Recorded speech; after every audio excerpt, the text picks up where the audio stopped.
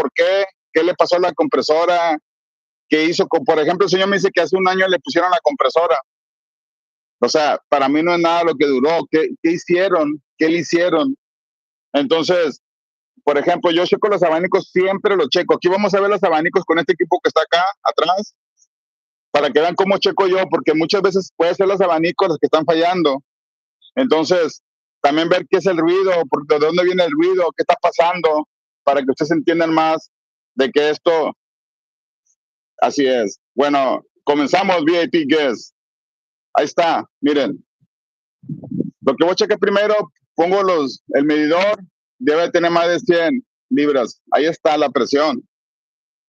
Acá el compresor lo trato de girar y como que está amarrado y hace un ruido muy raro. Tanto que el cliente dice, ya no la quiero mover, no se me va a descomponer más. Así es como debe de pensar uno si quiere solucionar sus problemas. Ahora, aquí me voy a adelantar. Miren lo que hago yo para cuando checamos un aire. Aquí dice abanico, dice low, medium, high speed. A veces alcanza. Y si la presión no se corta, se daña la compresora. Entonces, ¿qué sería aquí la recomendación? Ya checamos el abanico, ya chequé el clutch. Bueno, el abanico lo hacemos a un lado. Ya chequé en la computadora.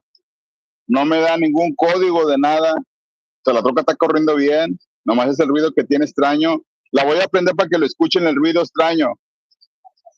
El ruido es tan feo que el cliente ya no la quiere manejar. Y eso que este cliente es especialista en aires acondicionados. Entonces, vamos a prenderla y vamos a ver.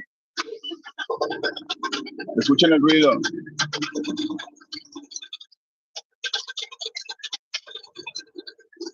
Escuchen el ruido y vean el ruido donde menos está.